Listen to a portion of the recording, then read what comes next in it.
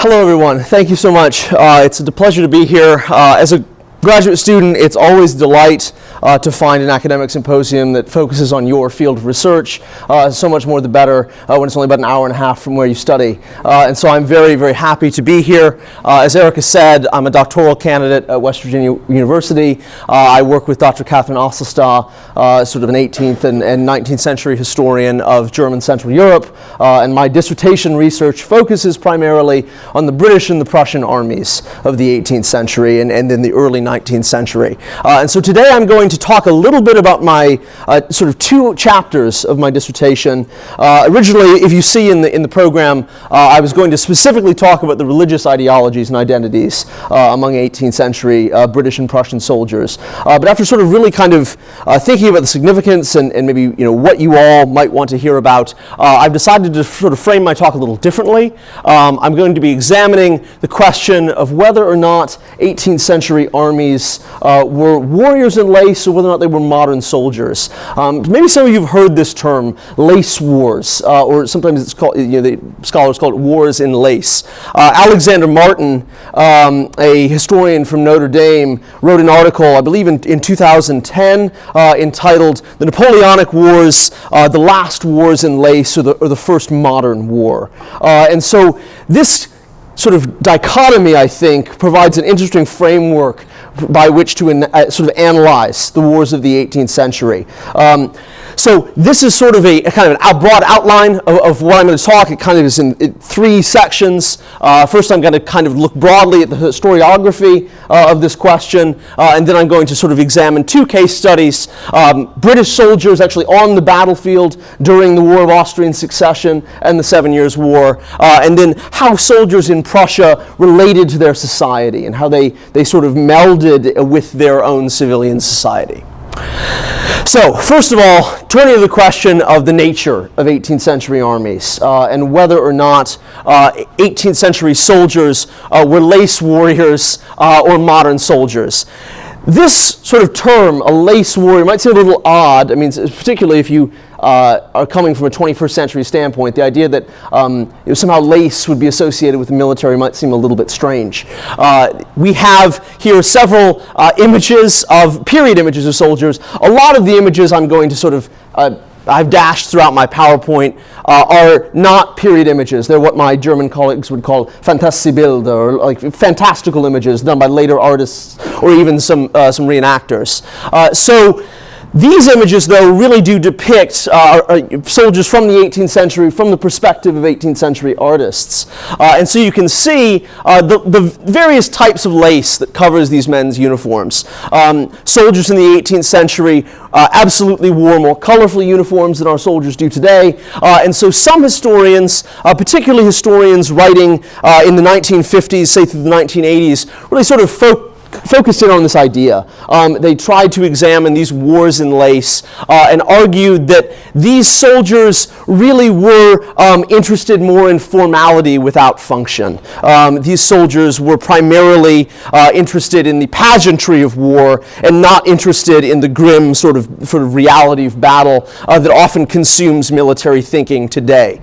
And so in this regard, 18th century soldiers have sometimes been classified as lace warriors. I mean, if you sort of returning to this article by Alexander Martin, the idea that maybe the Napoleonic Wars were the first modern war maybe consigns the wars of the 18th century to this category of being lace wars, being wars where formality and pageantry overruled and dominated the story. And so this sense, I think, that pageantry and formality, that the world of the 18th century was completely alien to our world today, is something that is not just found in kind of popular texts, but you often see this in the writings of career historians, professional historians.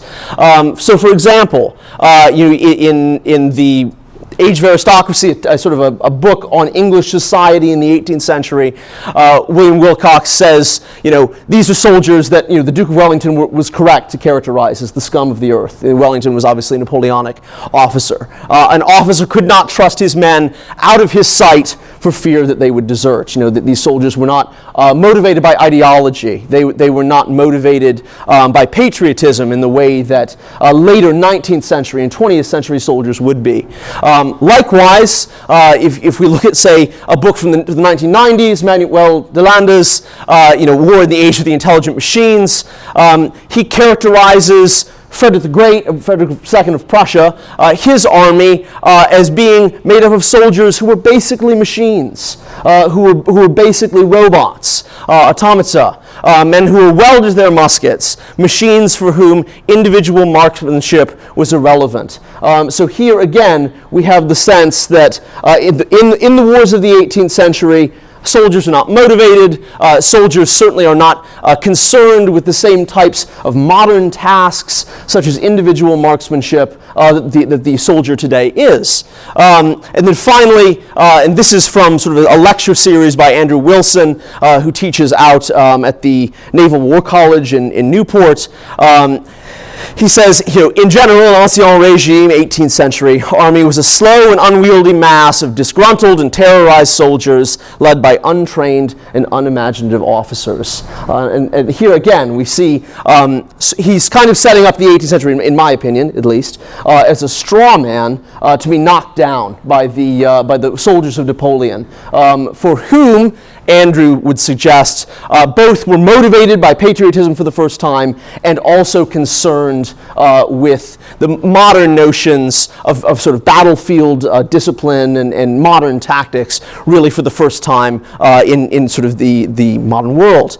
And so statements like this really, I think, get at the core of what historians do. Historians are not simply people who sort of go into archives and then memorize facts. They're people who are engaged in a lively debate about the nature of history. And so, with this in mind, I think it would be fair to say at the outset, my argument to you today is that these soldiers of the 18th century were absolutely modern soldiers. Certainly we can identify early modern patterns in their lives, but I really do believe that if we examine specific soldiers in specific states, we can see the roots of the modern world back here in the middle of the 18th century. We can see the roots of modern ideas about how to fight on the battlefield. We can see the roots of modern ideas about how soldiers relate to society if we sort of examine carefully the world of the 18th century. And so these historians and sort of the writings and their perceptions of how the 18th century sort of occurred really have led, I think, to some interesting impacts on popular history and the way that we think about and represent the past. You find a variety of tactical myths, sort of myths that are primarily associated with the battlefield, that 18th century soldiers didn't bother to aim their weapons. You often hear the phrase related that the command was simply to level, and as a result, men did not aim. You often also hear that soldiers, since they only fired in volleys, individual marksmanship was irrelevant and did not occur, and these soldiers never fired independently. And then finally, that soldiers in the 18th century, sort of is depicted here in an 1895 painting by Pyle, are simply sort of robots. They're not concerned with taking cover. They're simply concerned with taking ground, sort of attacking the enemy, and sort of maintaining discipline in closed ranks. And these sort of tactical myths, I believe, have also sort of impacted a set of social myths about 18th century soldiers. Recently, there's been an argument made that 18th century soldiers were hostile towards civilians, even towards civilians of their own states. There's sort of the old idea, from sort of the Duke of Wellington's phrase, that these soldiers were really the scum of the earth, made up of the worst elements of society. Soldiers, it's often said, especially in regards to the Prussian army, because of the statement of Frederick the Great in 1768, that they fought because they feared their officers more than the enemy, that they were sort of pressed into combat by officers who were sort of corralling them towards the enemy troops. And then finally, that soldiers were motivated by discipline, and again, it's kind of fear of punishment rather than any sense of patriotism or loyalty. So as sort of we move throughout the talk, I want to examine first, again, to the previous slide here, this set of notions as it pertains to the British Army in the 18th century, and then I want to examine the second set of sort of, I would say, misconceptions, but again, it's my opinion, isn't it, towards the Prussian army in the 18th century. I think probably maybe one of the most maligned armies of the 18th century, especially in the Anglophone world. And if you read particular sources, even if you're doing archival research, you can often, I think, find snippets that seem to confirm this view. This is a section I've sort of transcribed here, and then there's a photograph of His Royal Highness the Duke of Cumberland's orderly book. It's in the Society of the Cincinnati Library in Washington, D.C. It covers the period right before the Battle of Fontenoy and the War of Austrian Succession, up through near to the end of that year. And it really does contain a lot of statements that really do seem to focus on the severity of discipline in 18th century armies. Again and again, throughout the whole month of July, the army is camped near a place where a nobleman has built many fish ponds. And the soldiers are breaking into the fish ponds, they're draining the fish ponds of water, and they're taking the fish to sort of cook and eat. And this is really embarrassing for His Royal Highness the Duke of Cumberland. He's absolutely mortified by this. This is not something that soldiers should do. And so again and again, you see the threats of discipline here. Anyone who's caught cutting through the dams that form the fish pond shall be hanged. Any man endeavoring to drain a pond will be punished with the utmost severity. His Royal Highness orders that all men be acquainted that whoever is draining a fish pond, cutting the dikes, shall be punished with death. And so I think we could absolutely read this source to say that discipline was harsh in the 18th century, and that even what might seem like a fairly minor crime to us today was punished by death.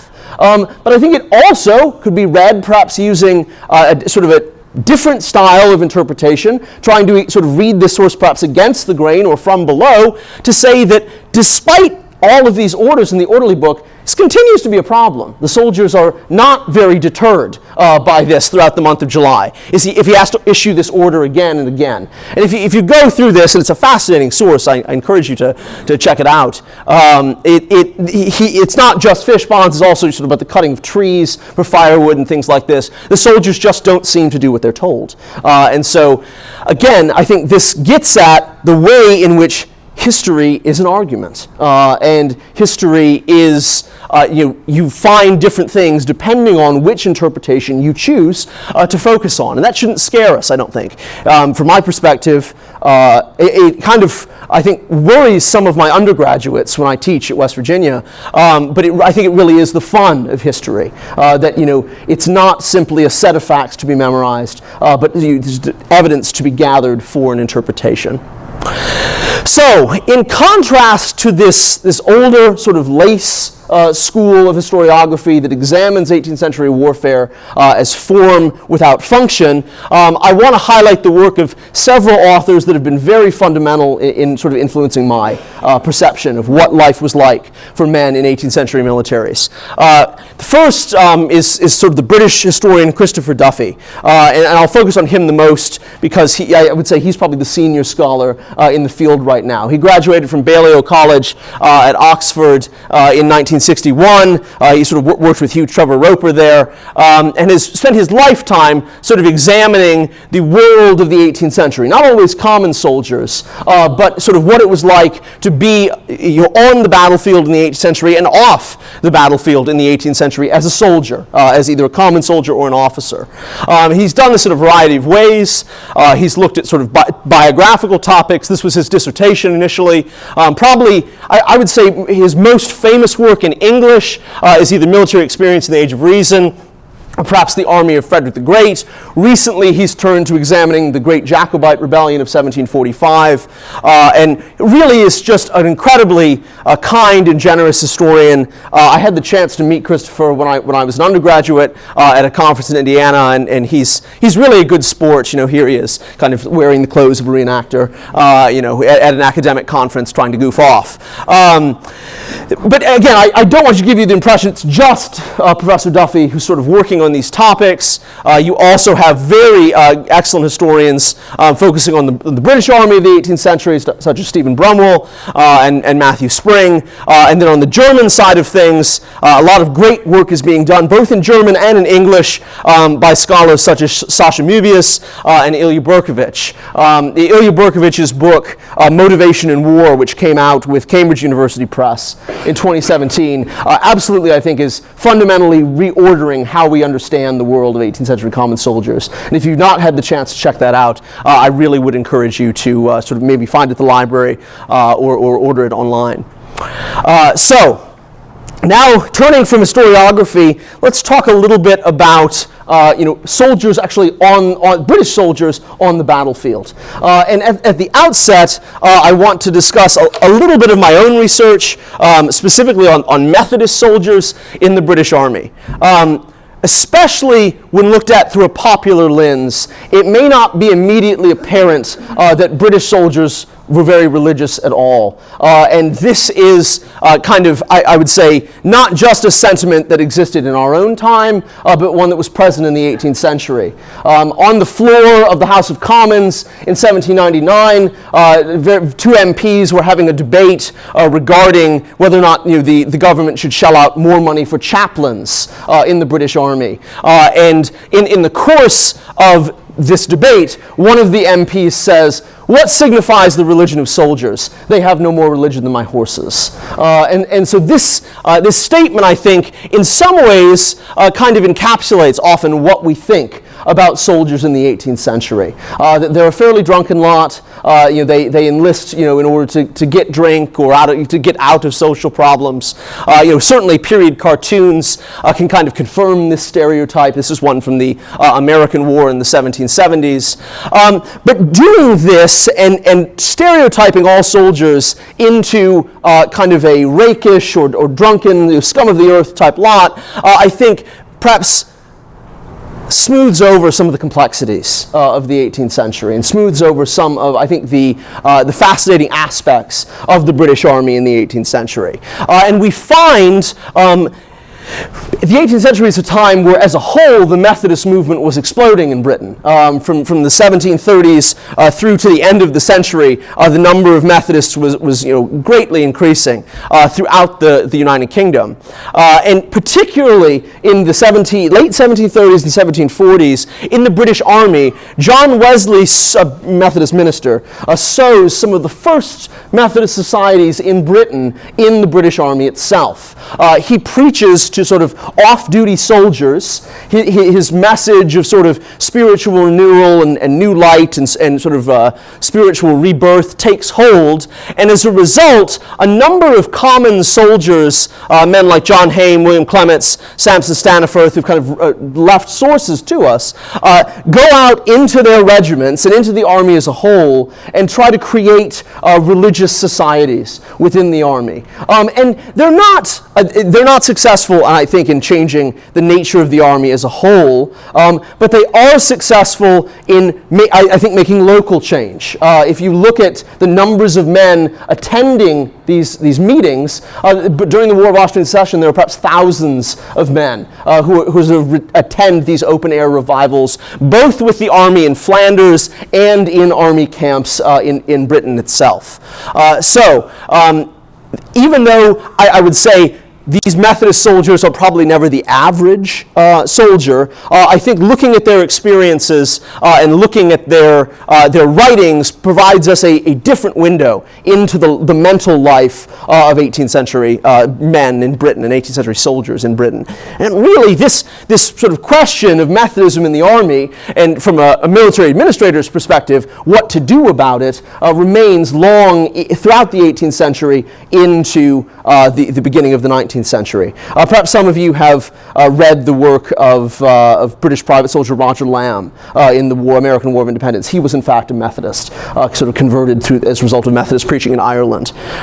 So these Methodist soldiers experienced battle. They sort of went with the army into those the grim battles of the War of Austrian Succession, and they left distinct writings about what battle meant to them and what sort of the battlefield experience was like for a religious soldier. And oddly enough, it appears that for them their goal was to be fearless in the face of the enemy. Their goal was to display almost insane courage in order to convert more members to their societies, in order to say, aren't we good soldiers? Aren't we, sort of being brave in the face of the enemy? Don't be afraid. Become a Methodist, and your spiritual cares will be gone. And so you have quotes from soldiers all throughout. William Clements: "The Lord took away all fear from me, so that I went into the fields with joy. The balls flew on either hand, and the men fell in abundance. But I scarce knew whether I was on earth or in heaven."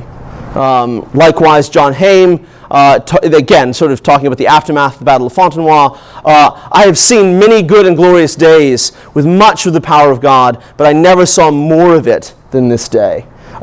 So again, I don't necessarily know that these sentiments kind of mash a modern fusion of sort of religious fanaticism and military life, but I think certainly these soldiers scared the men around them. If you look at the writings of officers from the 18th century, they often sort of kind of look with kind of a sideways glance at Methodist soldiers and say, oh, they take matters of religion too far. And so, again, in terms of the story of religion and the military, I think the Methodists add perhaps a dimension to our understanding of the 18th century, particularly when they're looked at from this perspective on the battlefield. So, let's turn from this discussion of Methodists now to actually examining claims that are made about 18th century British soldiers on the battlefield itself. So again, soldiers don't aim. Soldiers only fire by volley, and they don't ever fire sort of in their own volition. And finally, and again, this is sort of a glib sort of phrasing of it here. It actually comes from a journal article in the 1980s, that British soldiers are simply too dumb to take cover, that they don't actually try to preserve their own lives on the battlefield. So, in the 18th century, especially in sort of the 7 Years' War in North America and during the American War of Independence, we really do see British soldiers being taught to fire. They often call target practice firing at marks. This occurs in a variety of situations, particularly during the training camp before the assault on Louisbourg in 1758 at Halifax. The entire army sort of assembled to fire at marks. This happens again and again. British soldiers are doing this sort of in Boston in between the wars. They set floating targets out in the harbor, and the men sort of aim and fire at these floating targets. Officers sort of praise soldiers who take particularly good aim. This comes from the Pennsylvania Gazette during the 7 Years' War, sort of an officer of the 60th Regiment who's discussing the fact it's a point of pride that his men are aiming so well on the battlefield. And then finally, it's so ubiquitous that it even begins to influence sort of the auxiliary soldiers helping the British. This comes from a Hessian source, or actually a Braunschweig source, during the American War of Independence. The British commander in the area of Canada, sort of Governor General Carleton, decrees that all soldiers, even the Germans who have come to fight for the British, are to practice sort of firing at marks, practice sort of firing at sort of boards put together with sort of a circle or a square designed to give the men a target with which to aim. There's also a great deal of evidence to suggest that soldiers in the 18th century did not stick to the controlled firings by volley, by rank perhaps, or by platoon, but instead kind of fired simply as fast as they could on the battlefield. They loaded and fired their muskets as quickly as possible. This is, again, from the Battle of Prestonpans in the Great Jacobite Rebellion of 1745.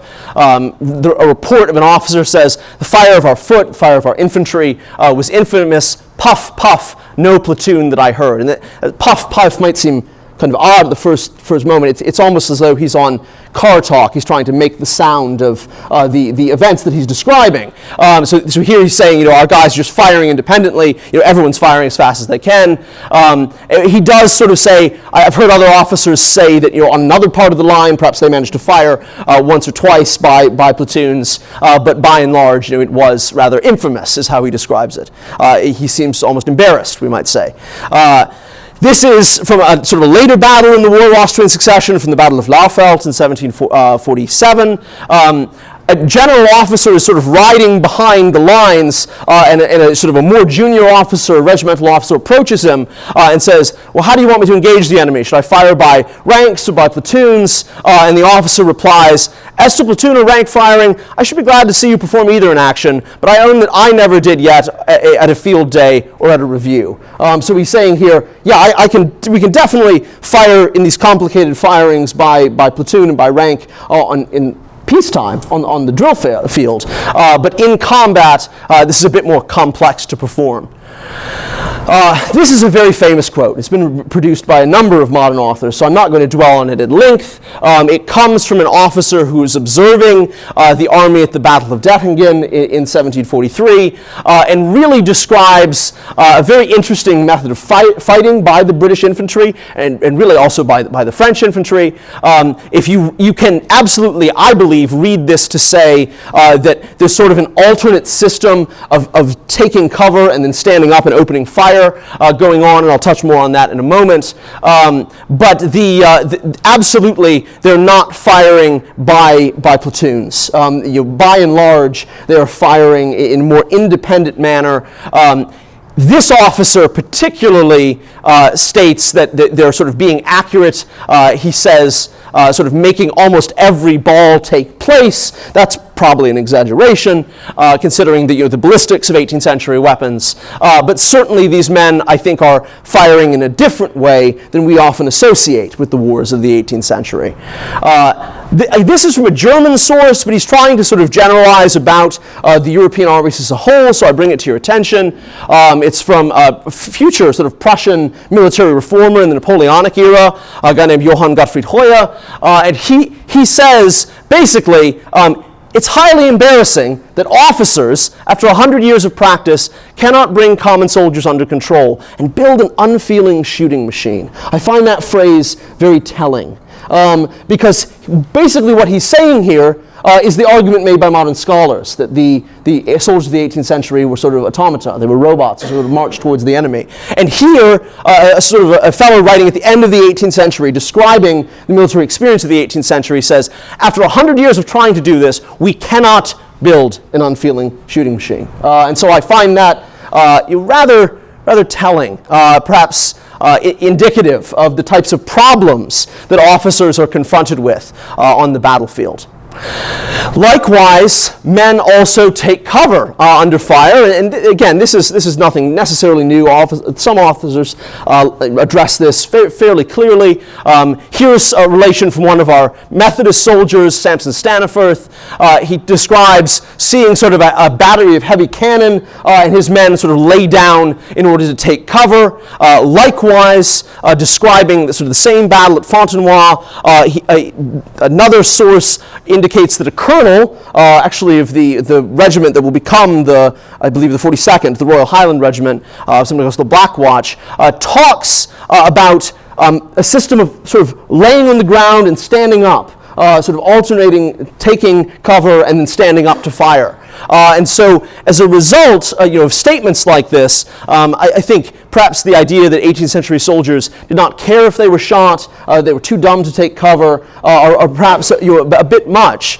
Certainly, warfare in the 18th century was very different than it was today. There was absolutely a desire to emphasize sort of a wall to fire, volleying towards the enemy. That's what officers hoped for. But I don't think we should necessarily associate this with the idea that soldiers did not care if they were shot or did not try to avoid being shot on the battlefield. And indeed, I think you can read this and perhaps other sources that I didn't put on the PowerPoint in the interest of time to say that the system of alternatingly taking cover and then opening fire, which perhaps is one of the things that are foundational to our ideas about infantry tactics today, maybe have their origin in the 18th century. Likewise, you see these efforts to take cover in many different locations.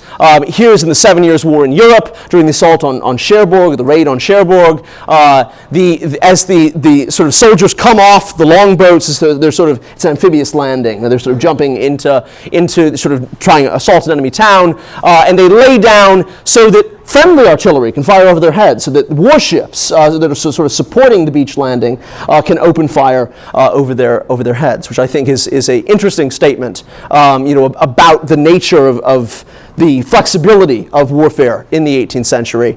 Likewise, again, sort of this is from the descriptions of the Battle of Quebec the Battle of Plains of Abraham, 1759 by John Knox. Likewise, you have orders to lie down, sort of as the battle is going on. And then finally, and I won't dwell on this one in detail, but this is simply from the war in the Caribbean during the American War of Independence. The soldiers are ordered to lie down specifically to prevent being seen as marks. So again, here we have two concepts. One, the men are to lie down in order to try and preserve themselves. And two, the enemy, the French soldiers, are firing at them as marks. So I think, again, we're seeing language that, if we can identify it carefully, sounds very modern, or sounds modern in ways that may surprise us if we evaluate the 18th century through this lens of lace wars. So, having talked a little bit about the British, I now want to turn and talk about what I think really is kind of the core of my dissertation, and that is the 18th century Prussian army. So for those of you who perhaps are more comfortable with the 7 Years' War in North America, and I think that's a great thing. I think it's fascinating, wonderful that you're interested at all in this wonderful time. I want to talk briefly just about the geopolitics of German Central Europe in the 18th century. Here we have a map from the end of the 30 Years' War, kind of showing German Central Europe and the sort of the patchwork of principalities referred to as the Holy Roman Empire in this time. Here we have the modern sort of boundaries of the nation-state of Germany today. So obviously you have France, over here to the west, and then the Swiss and Austrians now, the Czech Republic and Poland, then Denmark to the north. In the 18th century, obviously this nation-state had not yet been created, and so here we have a map that outlines some of the principal players for our story today. In the north, sort of outlined in blue, we have, by 1713, the Kingdom of Brandenburg, Prussia. This is a sort of a medium-sized state in the patchwork of the Holy Roman Empire.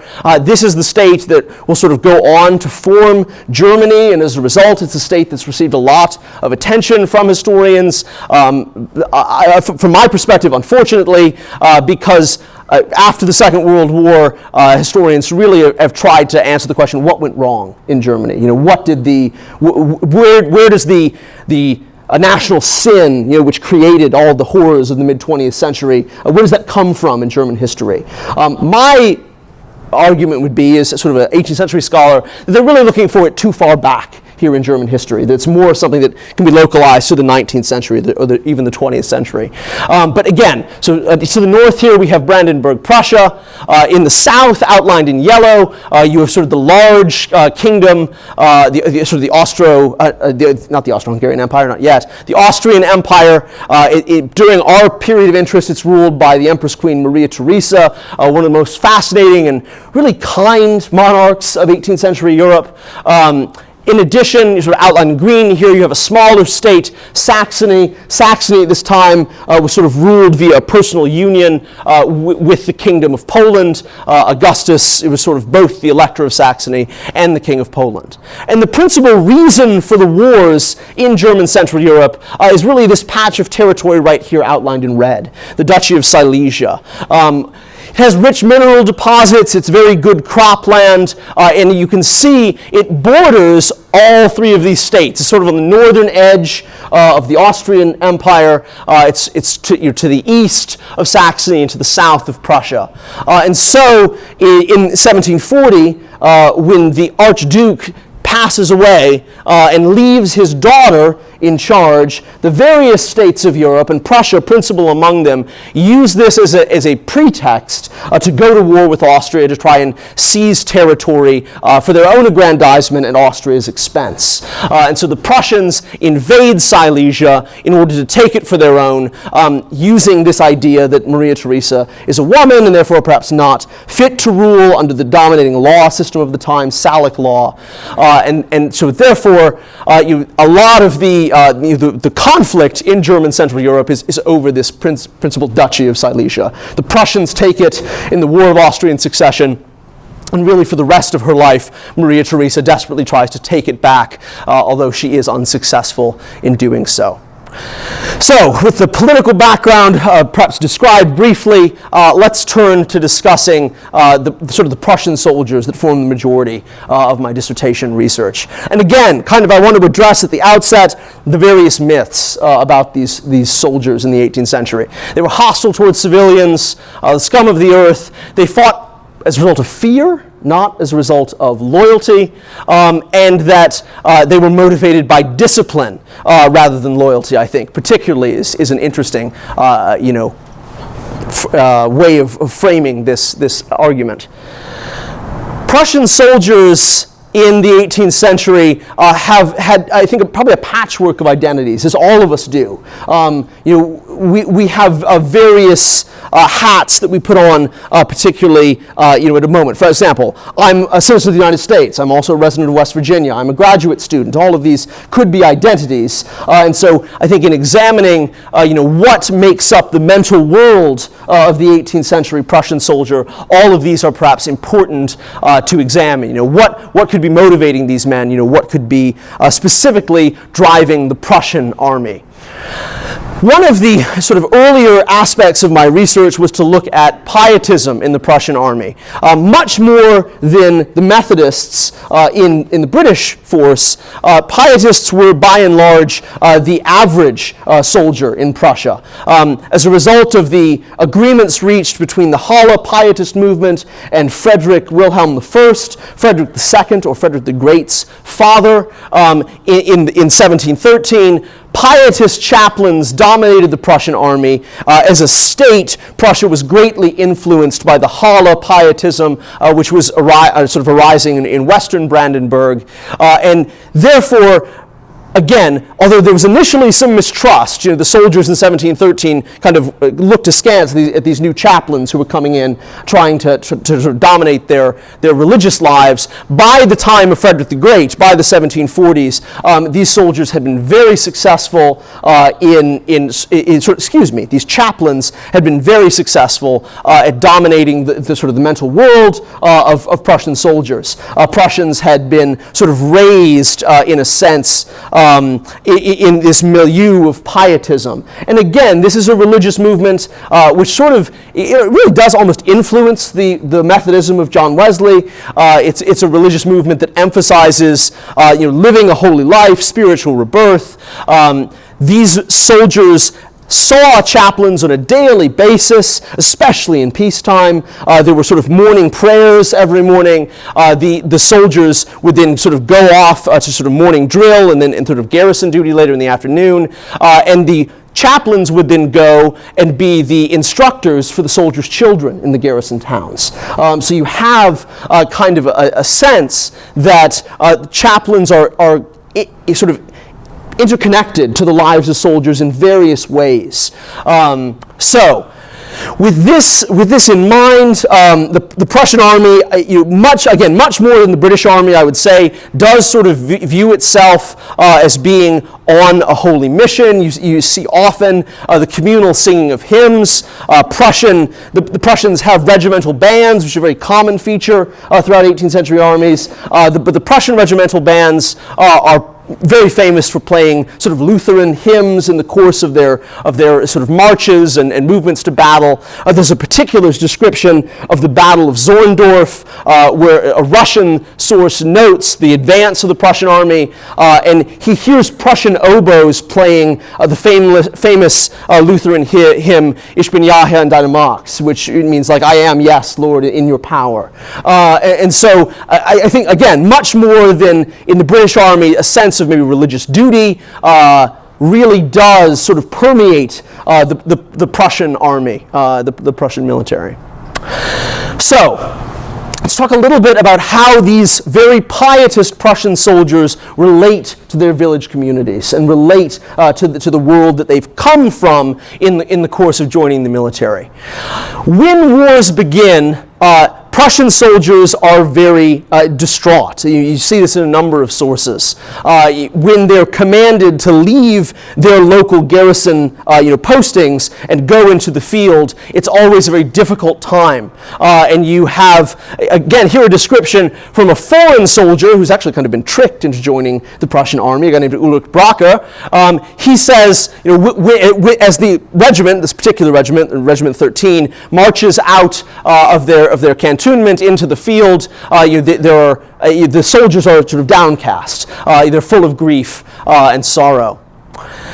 Likewise, the Hussar Colonel Leweski describes the same process among the men of his regiment. He says there were streams of tears on all sides as the men began to leave. This mournful mood sort of dominates the first hour of the march, and then after that, sort of the soldiers begin joking again and kind of recover from this process of being forced to leave their communities. More tellingly, though, I think, is Frederick II's comment in his political sort of testament of 1768. He writes that he calls his men citizen soldiers, which I think is an interesting turn of phrase, because it's something we normally associate with the French Revolution and the American Revolution. But because Prussian soldiers are sort of drafted locally into the Prussian army via the canton system, it is, in fact, I think, possible for Frederick to say that these men are citizen soldiers, or perhaps we might say subject soldiers. But he says these citizen soldiers, soldats citoyens, are all from the same locale. Many of them are relatives and know one another. These cantons give encouragement and bravery, for friends and relatives who fight together do not give up easily. And so you have a sense that the Prussian army is both tied on the battlefield together as a result of friendships and relation networks that have been formed in civilian life, and that they're also tied to sort of home because they're recruited from the same localities. And so this is really, I think, at the heart of what my dissertation tries to examine. I'm looking at letters written by Prussian common soldiers in the 18th century. And so you have varieties of ways that these letters survive and reach us in the 21st century.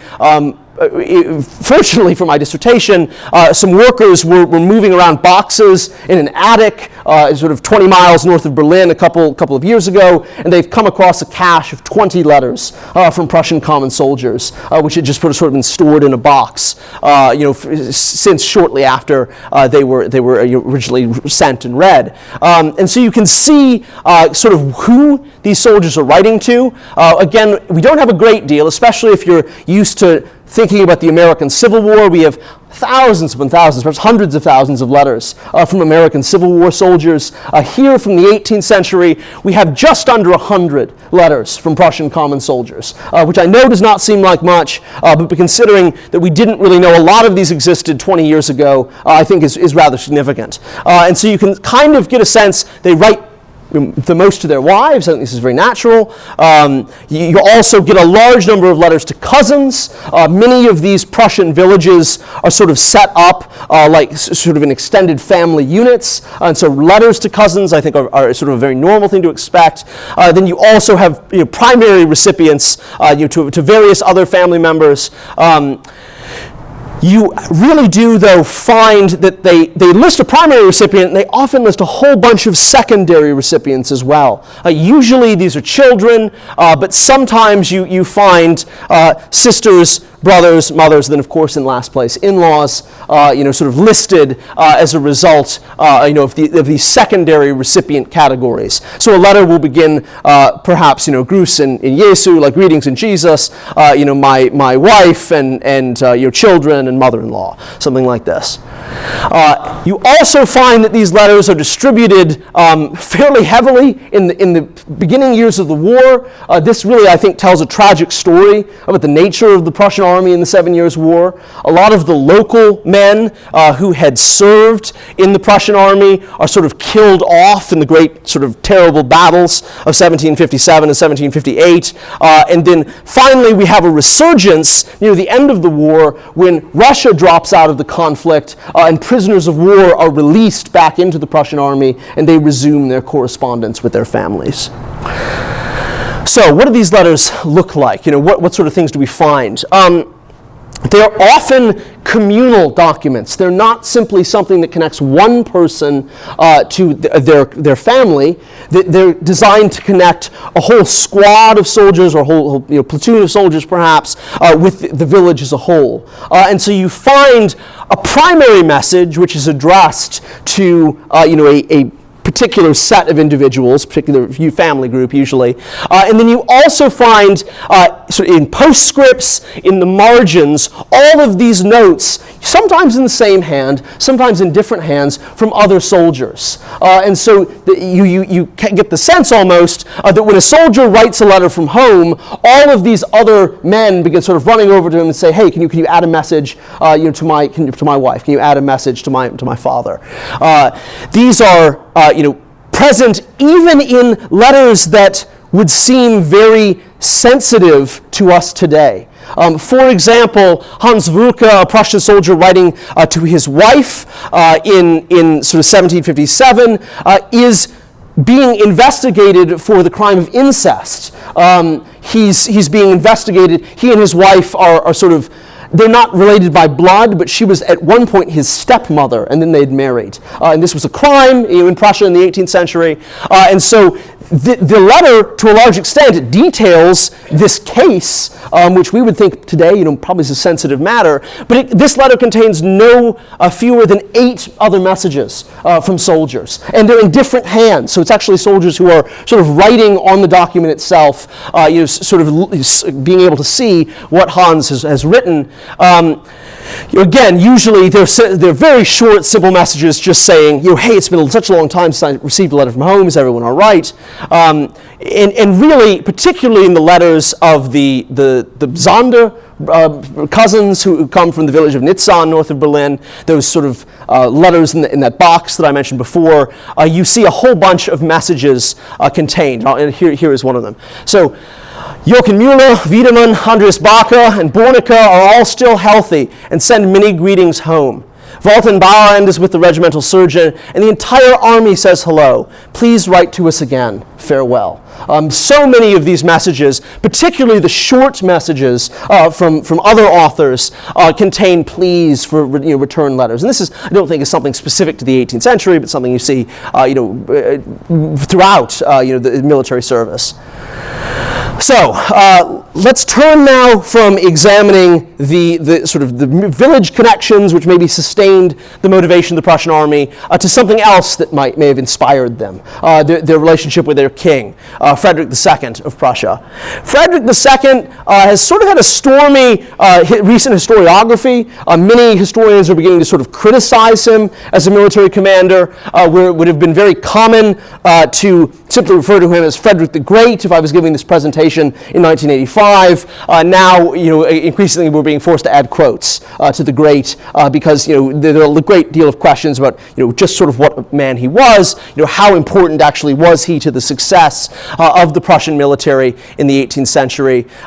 You have kind of a transition of scholarship here by way of historiography. Thomas Carlyle is a British historian or biographer writing in the 19th century. He absolutely idolizes Frederick. Hans Delbruck is a famous Prussian military historian from the middle of the 19th century, and he lived into the 20th century. He's sort of more balanced. And then a recent author, a guy who wrote a book in 2008, Franz Zabo, actually absolutely thinks this guy is horrible. He's deconstructed him literally down to his dental hygiene. He talks about how many teeth he's lost in the course of the wars. And so, again, I mean, I'm probably somewhere in the middle. I think Frederick has probably been praised a bit too much. I don't think he was, we necessarily need to talk about, how often he brushes his teeth, in order to understand him as a military, figure.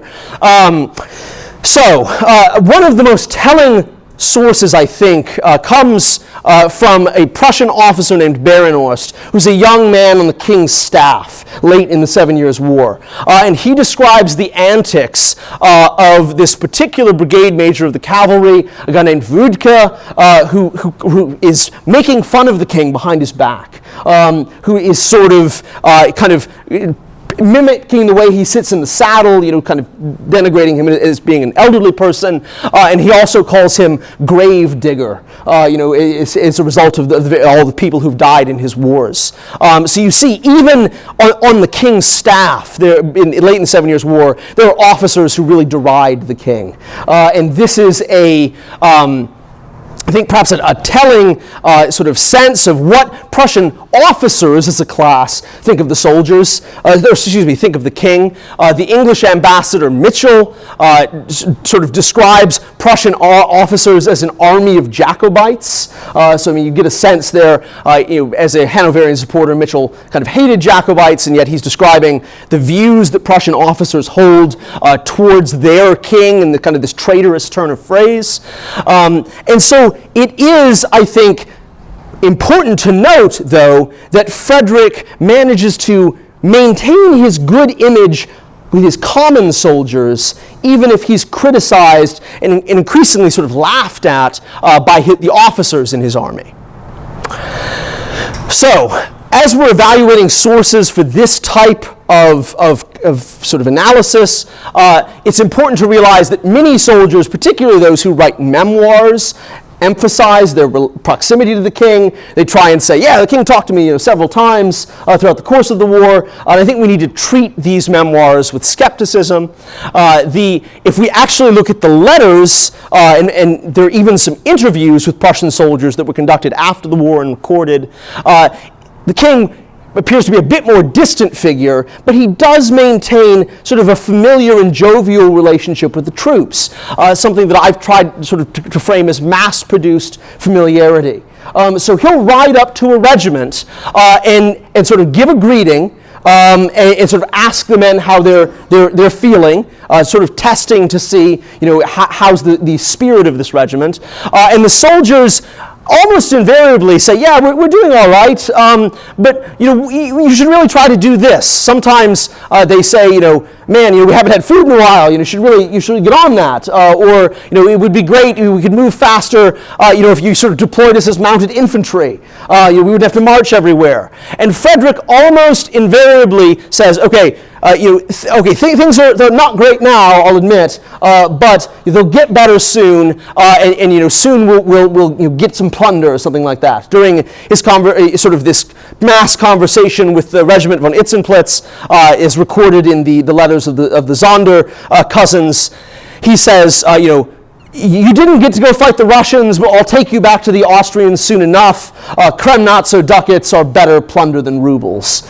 So there's a sense that the king usually tries to end these conversations on a positive note, and we can see this sort of model again and again in memoirs, in letters, in sort of interviews with officers in the turn of the 19th century, and really it's so ubiquitous that it's noted by enemy sources. The Austrians sort of Austrian prisoners of war coming back from Prussia say, man, it would be really nice if our officers talked to us like this. Prussian officers talk to their soldiers by saying things like, cheer up, lads, it will get better soon. And so this particular Austrian soldier says, I never got a sense that my officer cared about my well-being, and in Prussia they're doing this, which I think is a very interesting way of looking at the relationship between officers and soldiers if your principal idea is that officers are figures of terror for their men, and they're sort of herding their men into combat. Here it seems as though Prussian officers are trying to be encouraging to their soldiers, and the king is trying to maintain his good reputation by kind of riding by and having brief conversations with these regiments. There's also sort of a religious aspect to this loyalty for the king. You have this sort of a God and king ideology, is what I call it in my dissertation, that sweeps the Prussian army during the 7 Years' War. A particular chaplain, or Feldprediger in German, Karl Daniel Kuster, says it has kind of three components, this ideology. 1, God lives. 2, the king lives. 3, I will be true to God and the king until death. And you can see this ideology in the writings and the letters of Prussian common soldiers as well. For example, here's a letter, really sort of the darkest days of the 7 Years' War in 1762, late in the war. He says, in such mortal danger I have long survived. I will last the year if it pleases God. In such hunger as makes life miserable, none of us have heard or experienced it before. We ask God daily to have mercy on us and end the misery of life. We want to trust in God, who has helped us through many a sad time. As our enemies circle, they are ours. God will assist the Prussian army and not forget his promises. God and Frederick still live. So here again, you have almost a sense of God is on our side. Pietism has told us, that we'll be all right because God has a particular interest in the case of the Prussian army. And Frederick, is an inspirational leader, still alive, still leading the army. So despite the sort of dark times that we're in, things will be okay. The Prussian army will survive. Sort of in a modern sense, and not in sort of this sort of lace warriors sort of conception that has dominated previous historiography. And furthermore, examining specific tactics and states and armies and the ways that these soldiers relate to civilian society provides a clearer picture of the modernity of these men, of the fact that these soldiers really are, I would say, sort of the beginnings of military modernity, than making kind of broad generalizations about the era of lace warfare. Thank you so much.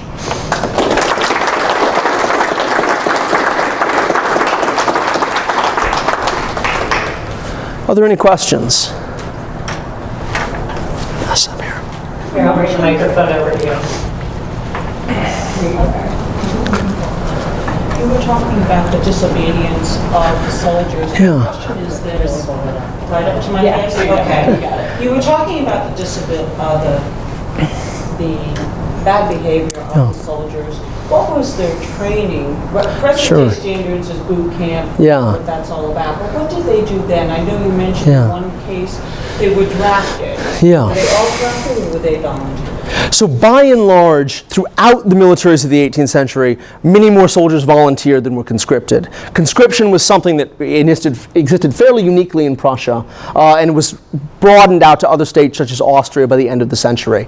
And as far as their training goes, it's actually a little bit different from how we think about training soldiers today. When you think of going to boot camp, there's almost this sense that the civilian identity needs to be broken down and then military identity can be rebuilt in its place. And this is really not the case at all in the 18th century. We're used to thinking of very draconian punishments, such as men sort of being forced to run the gauntlet and being beaten and sort of whipped and things like this.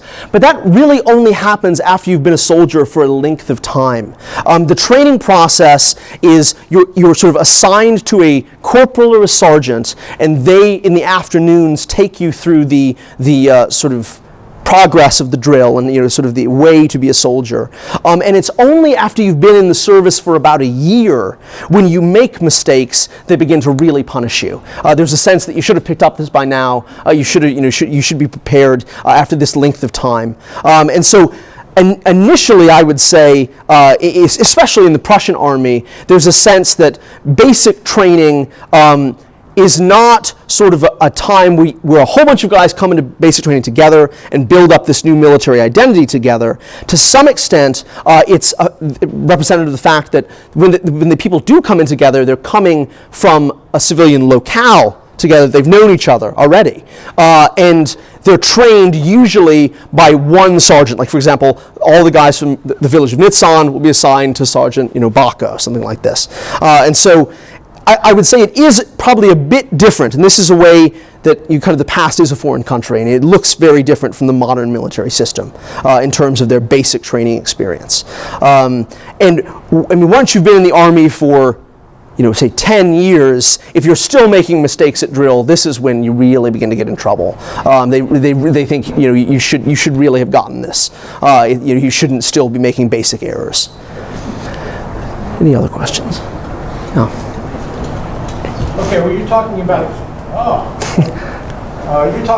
Prussian soldiers training.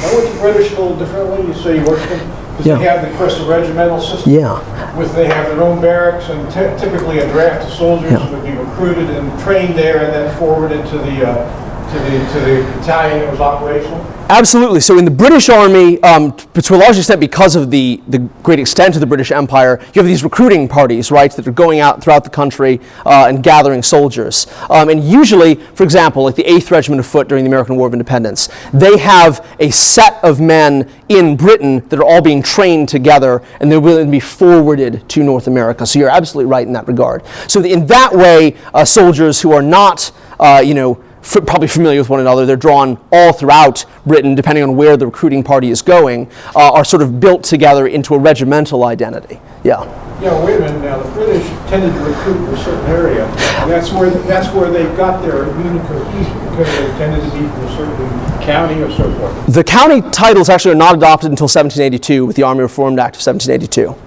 And so absolutely, I think you're right. The British see in the 18th century the small unit cohesion in the Prussian army, and British Army officers write about this, but county titles are not actually assigned to regiments, until 1782. But after that point, I think you're absolutely correct, yes. I think I saw a hand over here. Hi. I enjoyed your talk very much. Oh, thank you so much. I noticed a lot of your references were from the 1770s and 1780s about the type of tactics. Okay, sure. Laying down, firing at the Did you find any references to maybe an influence by Native American tactics during the French Nuclear? Yeah, so this is really a great debate among historians today, is where do these sort of light infantry tactics come from? An older generation of historians kind of answered the question absolutely that way. They said the British Army comes to North America, they're influenced by Native Americans, and then begin to adopt light infantry tactics.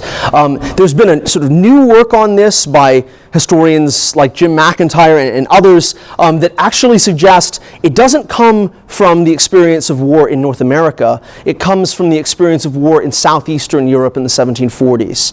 The Austrian army is fighting, against the Turks. There's a lot of light infantry, sort of petite guerre, going on, and as a result, military theorists begin really thinking about light infantry tactics in that way and not in North American context. But I mean, honestly, if you look at the writings of figures like Bouquet and George Washington. I believe, or at least David Preston makes the claim, George Washington says we need to make Indians of our white men.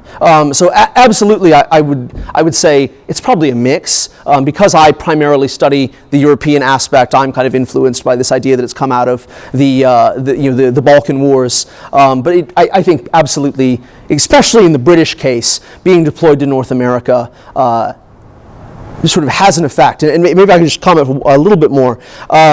There's a quote from Freiherr Riedesel, who's one of these Hessians, Braunschweiger actually, came over to Canada. And he describes sort of the learning curve of the British Army in the 7 Years' War, and how a lot of the infantry tactics that come out in the American War of Independence are sort of created by the sort of the reverses that happen in the 7 Years' War. So in that regard, I would say it's difficult to make the argument that America has no influence. I think it absolutely plays an important role. Yes. I have to confess, a lot of what I know comes from Bernard Cornwell. Nothing wrong with that. Great series of books. The comment or the question is, how early did the British and Prussian armies start issuing rifles to skirmishers as opposed to the smooth bores, because that would change how people would aim their weapons? Absolutely. No, that's a very good point. There is sort of a corps in Prussia called the Feldjäger zu Fuß that's raised in 1740, so fairly early on. There have been sort of in the Austrian army fighting the Balkans, there have been a small number of soldiers with rifles before that.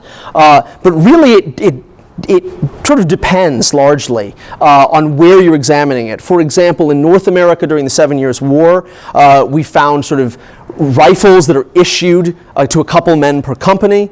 In the 7 Years' War, some of these Feldjäger are partialed out to the infantry regiments.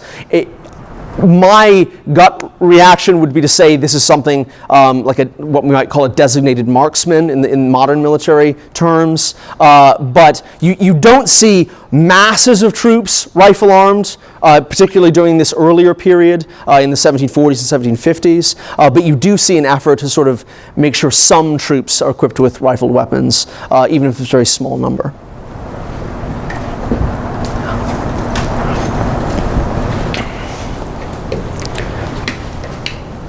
I was intrigued by your commentary about the role of Methodism in the British Army.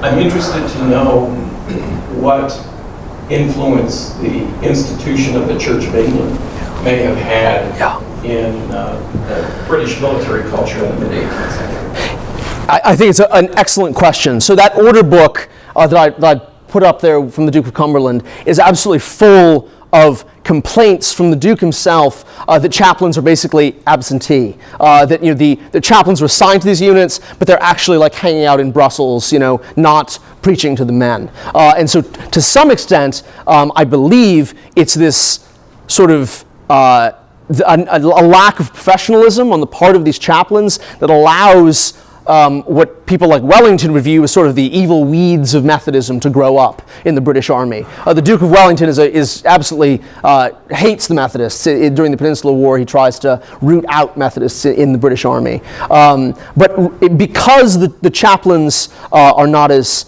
serious as they might be, and you find this even in the unpublished writings of guys like Roger Lamb in the War of Independence. He says, I grew up as an Anglican, but then I went to the army, and we might see the chaplain like once every 6 months, whereas there are Methodist lay preachers in the regiment on a daily basis. And so that, I think it's the lack of official support for the Anglican chaplaincy, which is what those MPs are debating in 1779 when he makes the comment about soldiers not having any religion. That is really what allows Methodism to spread. So thank you very much. Yes. Can I just add Sure, definitely. about that? The Methodists Methodists were sort of vanguard radical in their time. Yeah, absolutely. Back in the 1800s when John Wesley was alive. Yeah. So they would have represented an independent ideology, or independent from the army and the institutions of England. Absolutely. I mean, they're broadly referenced in the letters to the officers as dissenters, right? So, yeah. People might make their own decisions based on their consciences instead of the chain of command. Yeah, absolutely. Another comment is to switch over, contrasting to Prussia. We in Pennsylvania we grow up hearing about the Anabaptists coming over in the earlier 1700s. You didn't mention, you mentioned the Pietists, and maybe that was a very broad label, but did the Anabaptists have any function in the Prussian army? So there are small numbers of non-pietists in the Prussian army, and they're noted on the muster rolls. Sometimes you find that they're actually sort of émigré French Huguenots who've come over, and that's, I would say, the largest group of non-pietists. But you do find sort of Anabaptists in very small numbers on the rolls. But I would say much more than the Methodists in Prussia, this sort of new light, like religious renewal, religious movement in Prussia has really kind of dominated the army, where it's still kind of growing and on the fringes in the British Army. Any other questions? Yes. I had a question about the price. I have a question on the price of paper. Oh, wow. Back at the Okay, time, and like the postage of postage. Yeah. Like one of the reasons why they had these community letters, because they were so expensive. Yeah, so in Prussia, Frederick II actually subsidizes the cost of postage and paper for his men. So it's possible in the Prussian army to draw paper from a regimental store and then send a letter postage free to your family. In Britain, especially sort of with the British Empire being spread across the Atlantic, that's not the case. And so there are many fewer letters from soldiers stationed in North America home to England that have survived. But in the Prussian case, we have so many, and I know 100 might seem like not very many at all, but it really is a lot from this period because postage is free for these men. Okay, so that was just the cultural thing. Yeah, absolutely. Yeah, or maybe the king is trying to foster some of these relationships. He doesn't want military service to tear families apart entirely, and so he provides this free postage as a result of that. Yeah. Alex, isn't it also true that the Prussian military had its own incorporated postal system, which nobody else is even thinking about? Absolutely. So, I mean, again, and because I studied Prussia, I would say the Prussian state is sort of pushing the edge in terms of these like military social programs in many ways. They have sort of you can become an invalid, and the invalid hospitals are much larger in Prussia than in many other states. They have military insurance. If you lose sort of an arm, you can draw subsidies from the state. And those are present in Britain and France to some degree, but it's much more concentrated in Prussia, perhaps because of the absolutism that's present there. You had mentioned that when the troops were rallied by their officers, and that don't worry, there will be plunder. When they did plunder, was it a free-for-all? Was it controlled by the officer corps? How was it distributed? How was it done? So, specifically on the battlefield, it's sort of it is kind of a free-for-all. If you take a prisoner, you can ask him to empty his pockets in order for sparing his life as like a payment for that. When towns were taken like this, sometimes they would give a set number of hours where the soldiers could sort of run wild in the city. But usually in the 18th century, there's an effort to really control this, an effort to prevent this looting from happening. So you find descriptions where absolutely, when the Prussians take Dresden, there are perhaps atrocities committed. But when the Russians stormed the fortress of Schweidnitz in '61, the Russian troops are actually under very strict control, and so they're praised for this. To some extent, I would say it kind of depends to which general you have, which army you're discussing. But certainly on a personal level on the battlefield, it was extremely acceptable to say, I've taken you prisoner, but I'm going to kill you unless you give me all your valuables. And so this is a way that soldiers try to make some money. I think perhaps another question over here. We have time for one more question. Okay. I think that gentleman had his hand up. I've not heard of pietism. What is it? So pietism is a religious movement that, as opposed to kind of the state-controlled religions that come out of the end of the 16th century, really emphasizes individual holiness, and it emphasizes almost like a new birth of spiritualism. If I was being kind of very imprecise, I would say it would sound to us like evangelical Christianity today. It's sort of the birth of evangelical Christianity. But you see a number of these movements. You have the Pietists, the Methodists, the Moravians. The Moravians are sort of a very own set of ideals that are coming out of Central Europe, and people like John Wesley in Britain are influenced by them, and so they sort of take them back to the United Kingdom and then to America. Methodism is very key in setting up like the colony in Georgia in the 1730s. It's just sort of a new way of personally interacting